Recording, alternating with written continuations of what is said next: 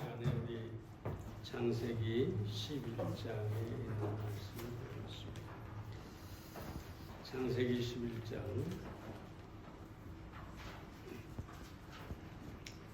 10절부터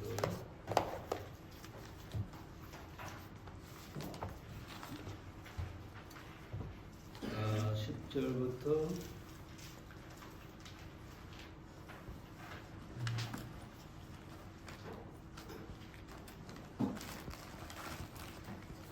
32절까지인데요. 27절부터 있는 말씀을 앞서서 읽겠습니다.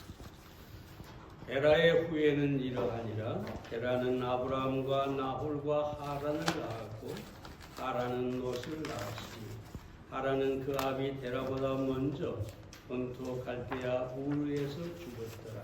아브라함과 나홀이 단가 들었으니 아브라함의 아내 이름은 사레며 나홀의 아내 이름은 밀가니 하란의 딸이요 하란은 밀가의 아비며 또 이스가의 아비더라.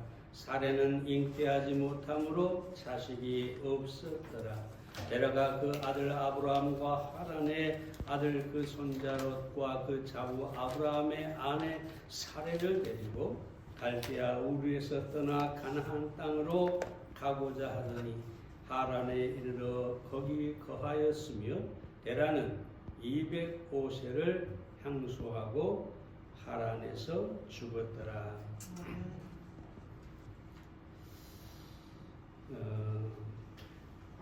창세기 12장 1절부터 있는 말씀에 보면 하나님께서 아브라함을 부르시는 내용이 나옵니다.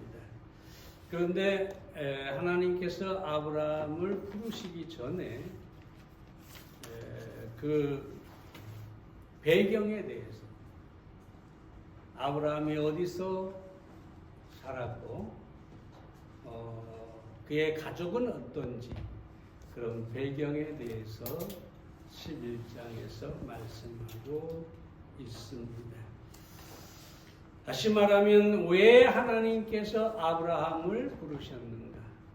왜 하나님께서 수많은 사람 가운데 하필이면 아브라함을 부르셨는가? 왜 아브라함을 선택하셨는가? 그 배경을 통해서 우리는 몇 가지 생각해 볼 수가 있습니다. 그럼 왜 하나님께서 아브라함을 택하셨을까요? 왜 부르셨을까요? 첫째로 아브라함은 셋과 셈의 후손이었기 때문입니다. 10절 말씀을 봅니다. 셈의 후예는 이러하니라. 그리고 아브라함이 셈의 후예로 태어난 것을 말하고 있습니다.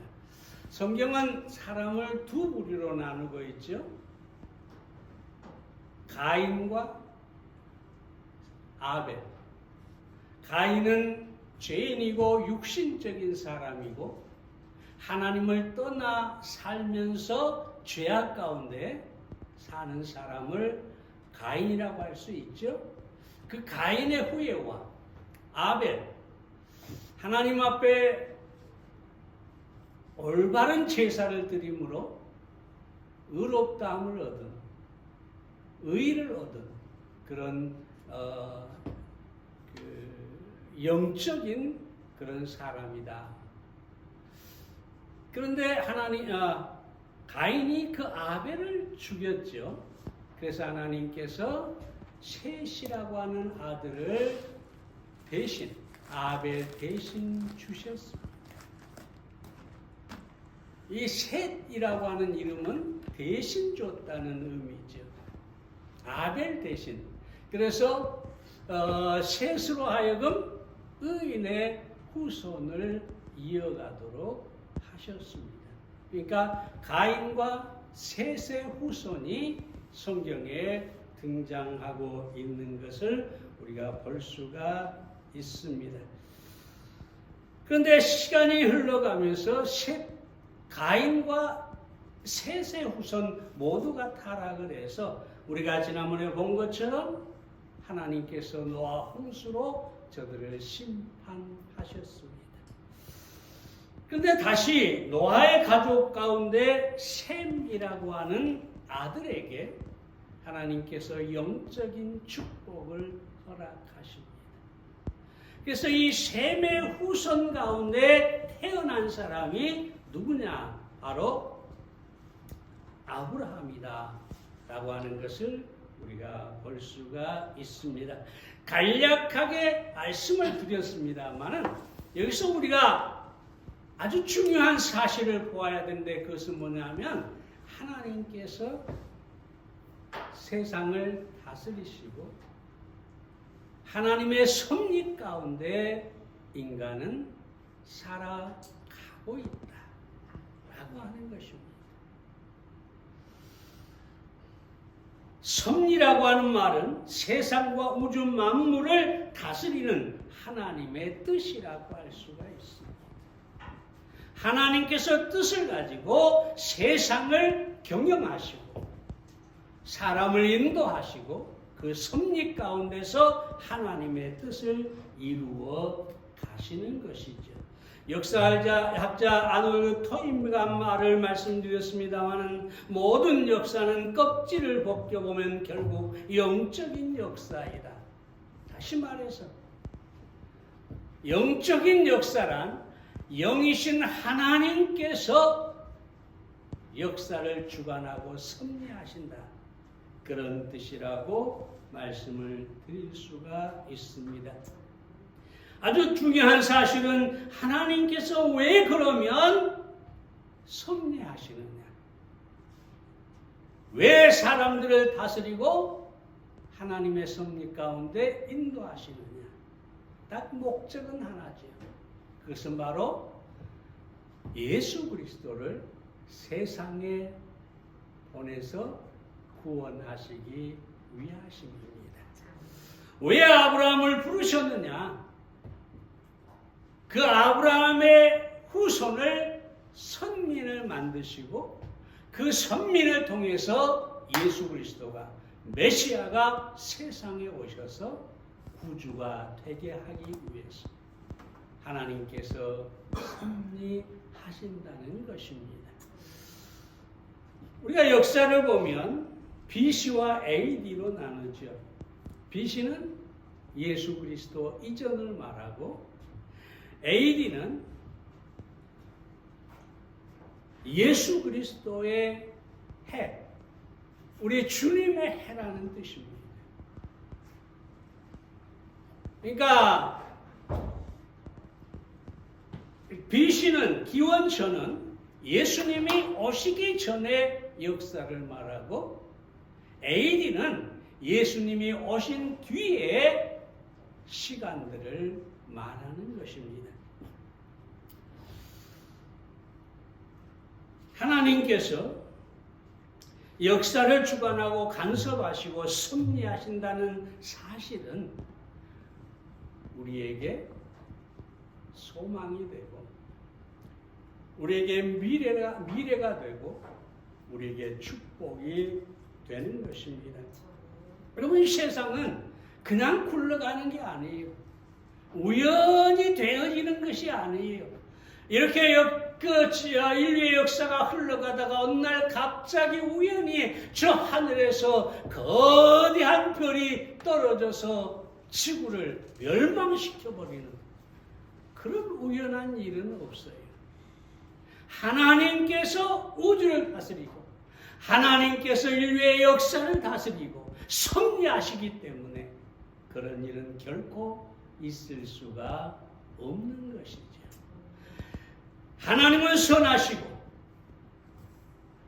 우리의 삶을 축복으로 인도하시기를 원하시기 때문에 하나님의 모든 섭리는 믿는 우리에게 소망이 되는 것입니다. 시편 37편 23절 24절에 보면 여호와께서 사람의 걸음을 정하시고 그 길을 기뻐하시나니 저는 넘어지나 아주 엎드러지지 아니함은 여호와께서 손으로 붙드심이로다. 여러분, 얼마나 놀라운 말입니까? 하나님께서 우리 인생을 섭리하시는데 우리가 때로 넘어질 수는 있지만 아주 엎드러지지는 않는다. 아주 망하지는 않는다. 왜냐? 하나님께서 그 섭리 가운데 우리를 붙들고 계시기 때문입니다. 그러니까 하나님의 섭리는 우리에게 확실한 미래가 되고 소망이 되는 것입니다. 그럼 사랑하는 여러분, 우리는 이 믿음을 가져야 합니다. 우리가 살다 보면 넘어지는 일이 있어요. 고난이 있어요. 때로 가난해지기도 하고, 때로 아프기도 하고, 때로 넘어지기도 합니다. 네? 그렇지만 우리가 염려할 필요가 없는 것은 하나님께서 그 상황에서도 우리를 붙드시고 우리를 인도하시고 우리가 아예 망하지 않도록 우리를 모든 선함으로 인도해 주시기 때문입니다.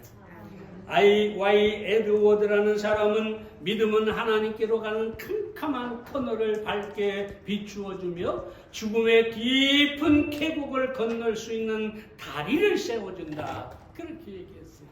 여기서 중요한 것은 하나님은 우리를 섭리하시고 우리를 붙들어 주시는데 누구를 붙들어 주시느냐? 믿는 자. 하나님의 섭리를 믿는 사람. 하나님께서 모든 걸 앞에 선을 이루어 주시고 나를 결코 망하게 하지 않을 것이다. 이 믿음을 가진 사람, 그 사람을 하나님께서 그 앞길을 비춰주시고 때로 건널 수 없는 계곡이 있다 할지라도 다리를 놓아 주신다는 것입니다. 다시 한번 말씀드립니다. 여러분, 하나님의 섭리를 믿으시기 바랍니다. 이 세상에 대한 하나님의 섭리, 역사에 대한 섭리뿐만 아니라 우리 개개인에 대한 하나님의 섭리가 있고 그 목적은 선하시다는 것을 여러분이 믿으시기를 바랍니다. 그 섭리 안에 내가 있다. 하나님의 보살핌 안에 있다. 우리는 그 안에서 평화를 누리고 미래를 소망할 수가 있어야 되겠습니다. 두 번째로 아브라함은 우상 숭배자의 아들이었습니다. 31절 말씀을 보면 데라가 갈대아 우르를 떠나라는 말이 있는데 이 데라에 대해서 여호수아 24장 2절에 보면 데라가 강 건너편에 거하며 다른 신들을 섬겼다. 그러니까 우상들을 섬겼다는 것이죠. 여러분, 이 데라가 살던 갈대아 우르는 페르시아만의 중앙에 위치해 있고 유브라데스 강과 티그리스 강 사이에 있었어요. 일찍이 이곳은 여러분이 많이 들어봤겠지만 메소포타미아 문명이 일어난 곳입니다. 바로 그 중심에 있는 게 갈대아 우르입니다. 이 갈대아 우르 사람들은 본래 달신을 섬겼어요. 많은 민족들이 태양신을 섬겼는데 여기에 신기하게 이들은 달신을 섬겼어요. 그런데 여러 가지 문명이 발달을 하고 무역이 되고 하다 보니까 여러 지방, 여러 민족, 여러 나라에서 온갖 신들이 이 메소포타미아로 들어와 가지고 달신뿐만 아니라 많은 우상들이 거기에 있었다고 하는 것이죠. 실제로 고고학자들이 갈대아 우르를 발굴을 했는데 거기에서 수많은 우상이 발굴이 되고 수많은 비문들이 발굴이 됐다. 이 갈대아 우르에서 그런 그 우상 숭배가 만연했다는 것을 고고학자들이 여기 증거해 주고 있습니다. 근데 이 데라가 그 갈대아 우르에서 우상을 숭배하던 사람이었다는 거죠. 이걸 다시 말하면 아브라함은 우상 숭배자의 아들이었다. 왜 하나님께서 아브라함을 부르셨을까요? 여기에도 하나의 이유가 있습니다. 하나님은 항상 자기를 계시하기를 기뻐하십니다. 내가 하나님이다. 내가 전능한 하나님이다. 자기를 계시하기를 기뻐하신 하나님이십니다. 그런데 이 아브라함을 부르신 이유가 무엇이냐 하면 내가 하나님이다. 너의 아버지가 섬기는 저 많은 우상들은 참신이 아니고 나야말로 참신이다. 나야말로 살아있는 하나님이다. 이것을 아브라함에게 계시하셨다는 것입니다. 사람들이 계시라고 할 때 이제 성경 공부는 아닙니다만 일반 계시가 있고 특별 계시가 있죠. 일반 계시는 뭐냐 하면 자연 계시, 역사 계시, 또 양심 계시로 나눌 수가 있는데요. 무슨 얘기냐? 우리가 자연을 탁 바라보면 신비한 자연을 보면 야, 이런 엄청난 자연을 만드신 하나님이 계시지 않겠느냐. 예. 신비감을 느끼잖아요. 제가 천만산을 한번 등산을 했는데 올라갈 때는 비가 부슬부슬 왔어요.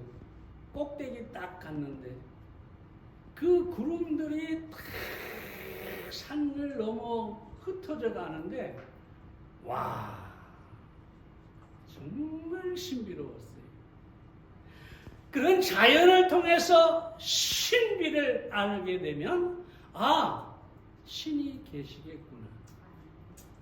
또 역사가 이렇게 흘러가는 것을 보면 마찬가지예요. 지난번에 베너드라고 하는 역사학자 얘기를 들었는데 역사를 살펴보면 하나님이 계시구나. 이 인류의 역사를 이끌어 가시는 신이 있구나. 그 다음에 양심이 있죠. 그럼 모든 동물을 보세요. 그들에게는 신이 없어요. 우상을 숭배하지 않아요. 근데 인간만 우상을 숭배합니다. 왜 그러냐? 비록 죄로 말미암아 영은 죽었지만 그 안에 하나님에 대한 어떤 흔적이 신을 예배하고자 하는 이런 마음이 우리 안에, 우리 양심에 있다는 거죠. 그래서 세상 어디를 가도 아무리 미개한 민족을 찾아가도 반드시 거기는 신을 찾고 신을 섬기고 있어요. 이런 것들이 일반 자연 계시인데, 일반 계시인데 이런 계시로는 하나님을 만날 수도 없고 구원을 받을 수가 없습니다. 로마서 1장 23절에 보면 잘 알듯이 이런 일반 계시를 통해서 사람들은 하나님을 우상으로 바꾸어 버렸는데 그것이 타락한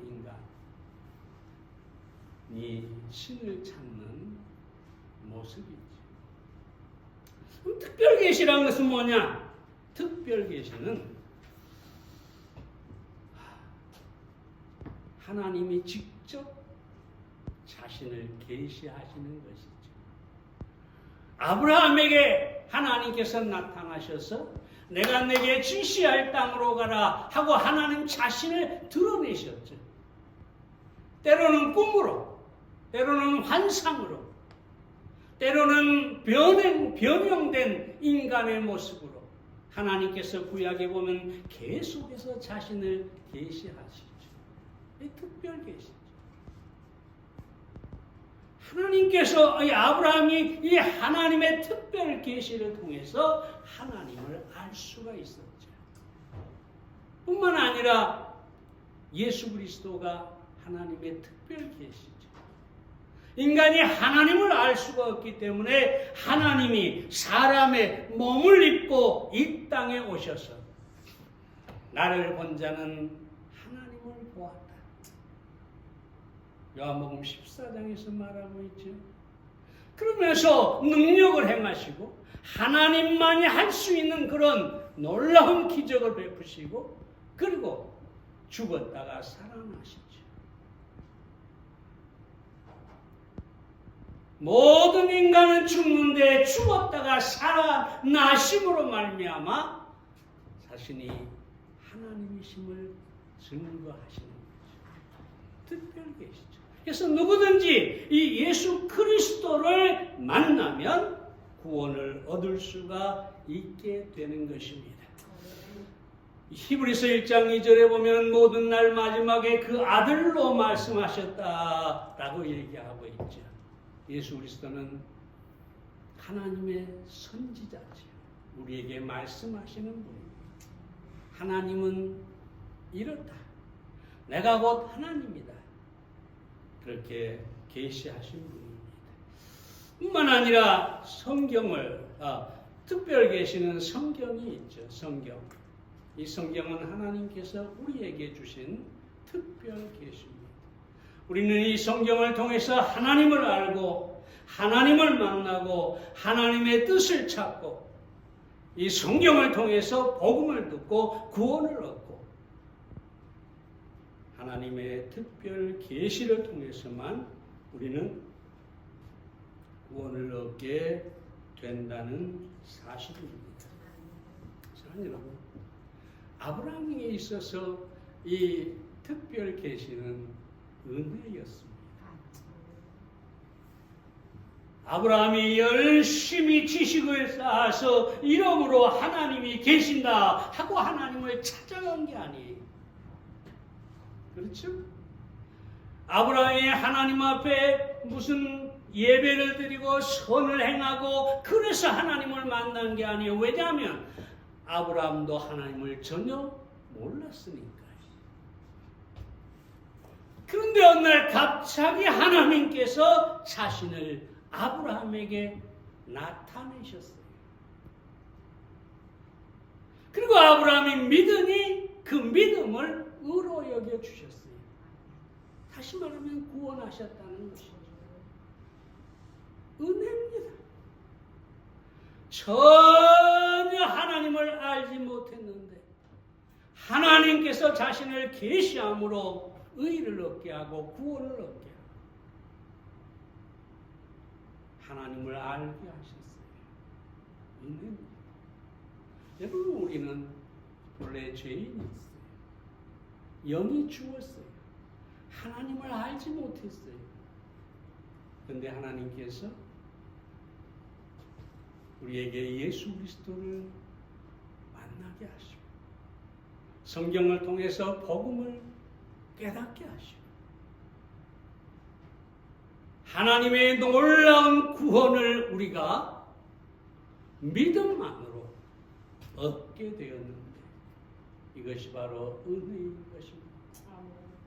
생각해 보세요.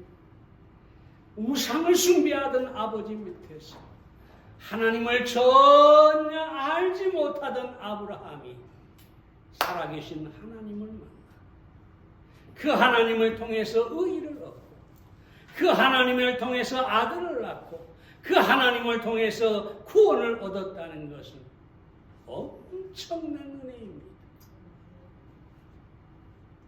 우리는 그 아브라함보다 더 큰 은혜로 더 확실한 은혜로 구원을 얻은 사람들입니다. 그러므로 우리는 우상 숭배자의 아들에게 자기를 보이시고 은혜를 베푸시고 죄인이었던 우리에게 복음을 깨닫게 하시고 예수님을 만나게 하셔서 구원하셨다. 이것은 엄청난 은혜입니다. 그러므로 여러분 이 은혜를 감사하며 기뻐하며 하나님을 섬기는 여러분 되시기를 바랍니다. 세 번째, 아브라함은 자식이 없었습니다. 30절 말씀을 봅니다. 사례는 잉태하지 못함으로 자식이 없었다. 여러분 잘 보세요. 사례는 아브라함의 아내인데 자식을 아직 안 낳았다 그런 얘기가 아니에요. 잉태를 할 수가 없어요. 그러니까 다시 말하면 아예 자식을 못 낳는다는 얘기죠. 여러분 이것이 바로 하나님께서 아브라함을 선택하신 이유입니다. 만약 아브라함이 내년에라도 10년 후에라도 자식을 낳을 수 있는 사람이었다면 하나님이 아브라함을 선택하지 않았을 것입니다.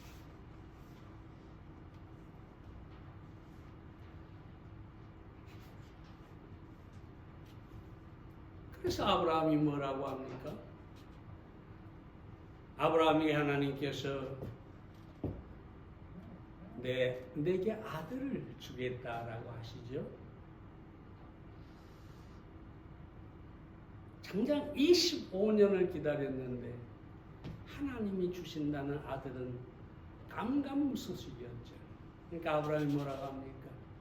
자기 종을 가리켜서 이 종이 나의 상속자입니다. 믿음이 흔들리는 거죠. 하나님의 약속하신 아들을 믿고 기다리다가 25년을 지나면서 여지없이 흔들리죠. 이 종을 내 상속자로 삼겠습니다. 또 뭐라고 합니까? 견디다 못해서 하갈이라고 하는 여종을 통해서 아들을 낳고 이스마엘이죠. 이 이스마엘이 나의 상속자입니다. 그렇죠. 하나님은 노하시죠. 아니다. 내가 사라에게 씨를 주고 그 사라가 낳은 아들만이 상속자가 될 것이다. 자녀. 이 말씀은 다 뭐냐면 하나님께서 메시아를 보내기 위해 하나의 선민, 선택한 민족을 만들겠다. 근데 그것이 누굴 통해서냐? 이삭을 통해서다.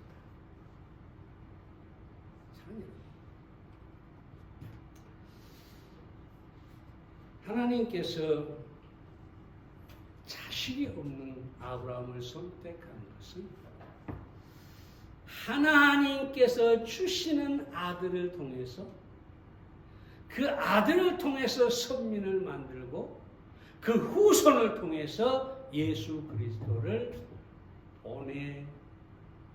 보내시려고 자식을 낳지 못한 아브라함과 사례를 선택하신 것이죠. 뿐만 아니라 하나님의 전능하심을 보여주고자 합니다. 조금 전에 말한 것처럼 나의 종을 상속자로 삼겠습니다. 이스마엘을 상속자로 삼겠습니다. 나는 이제 100살이 됐고 내 아내는 경수가 끊어지고 이제 자식을 낳을 소망이 전혀 없는데 하나님 왜 안 된다고 하십니까? 그때 하나님이 창세기 17장에 보면 뭐라고 합니까? 나는 전능한 하나님이라. 죽은 자와 같은 아브라함에게서 아들을 낳게 하고 경수가 끊어진 사라에게서 이삭을 낳게 하실 수 있는 하나님. 그 하나님의 전능을 보여주고자 자식을 낳지 못한 아브라함을 부르신 것입니다. 그럼 사랑하는 여러분, 없는 것은 절망이 아닙니다. 우리는 늘 없는 것 때문에 문제가 돼요. 나는 가난합니다. 나는 능력이 없습니다. 나는 건강이 안 좋습니다. 자신에게 없는 것 때문에 불평하고 자신에게 없는 것 때문에 절망을 해요. 물론 아브라함도 마찬가지였죠. 아무리 기다리고 또 기다려도 없는데, 자식이 없는데 믿음이 흔들리고 절망할 수밖에 없죠. 그게 인간이에요. 근데 하나님은 계속해서 아브라함에게 나는 전능한 하나님이라. 나를 믿으라. 그래서 아브라함은 자식이 없는 가운데서 하나님을 믿었습니다. 중요한 건 이겁니다. 하나님은 없는 자를 부르십니다. 하나님은 약한 자를 부르십니다.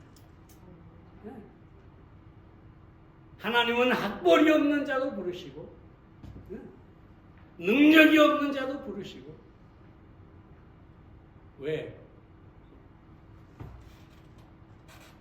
믿음만 있으면 학벌이 없는 자도 능력이 없는 자도 가난한 자도 얼마든지 하나님께서 그 전능한 능력으로 부르시고 축복하실 수 있으시기 때문입니다. 그럼 여러분, 길게 얘기하지 않겠습니다만은 여러분의 없음을 자랑하십시오. 고린도후서 12장 9절에서 바울이 뭐라고 합니까? 약한 것을 자랑할 것이라. 나는 나의 약한 것, 나의 없는 것, 나의 부족한 것, 그것을 자랑할 것이다. 왜냐? 하나님의 능력이 나타나게 하려 합니다. 사랑하는 여러분, 그럼 오늘 여러분에게 없는 것이 무엇인지, 약한 것이 무엇인지, 그것 때문에 여러분이 불평하고 절망하고 있지 않는지 살펴보시고. 아브라함은 자식이 없으므로 자식을 얻었다.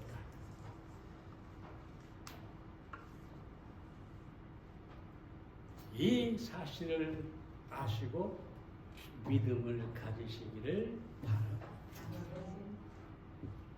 뿐만 아니라 하나님께서 아브라함이 자식이 없을 때 부르신 것은 은혜가 은혜 되게 하기 위해서입니다.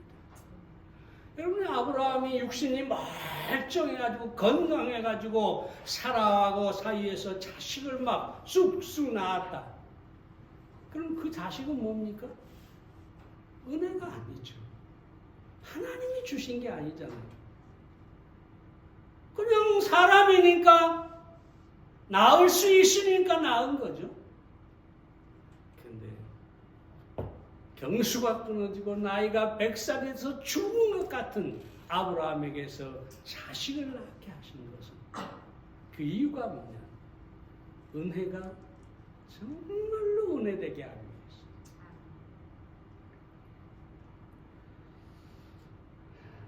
사랑하는 여러분, 이 얘기만 하고 마치겠습니다.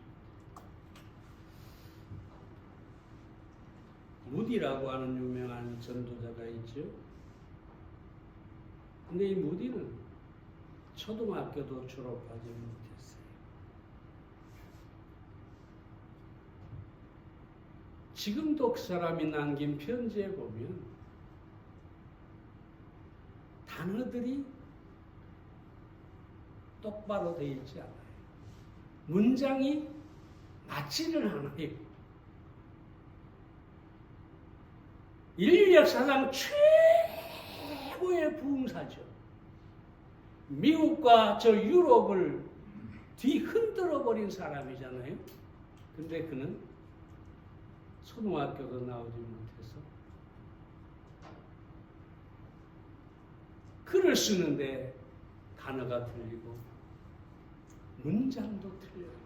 지금도 그게 남아있어요.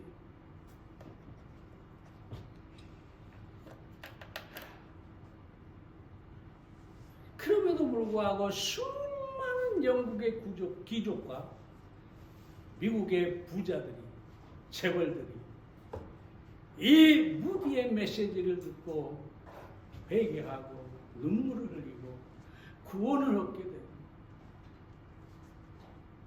자주 말씀드리고 목사님들이 말하지만 이 집회를 무디가 하는 도시에 가면 술집들이 다 문을 닫아요. 망해버려요. 얼마나 강력한 부흥이 일어나는지. 이런 대단한 사람이잖아요. 어떤 기자가 도대체 당신의 능력이 어디서 나옵니까? 내가 당신을 따라다니면서 좀 살펴보겠습니다. 조사를 해보겠습니다. 능력의 원인이 도대체 뭡니까? 그리고 열심히 취재를 하고 따라다니다가 어느 날 무디를 만나서 얘기를 하죠. 나는 당신에게서 이런 기적적인 놀라운 일들을 설명할 수 있는 이렇다 할 어떤 능력도 찾지 못했습니다. 그러니까 이 무디가 뭐라고 하냐면 그것이 바로 비밀입니다. 이것을 설명할 수 있는 것은 하나님의 능력 외에 아무것도 없습니다. 나는 무식하고 나는 아무것도 아니지만 심지어 그는 목소리도 투박하고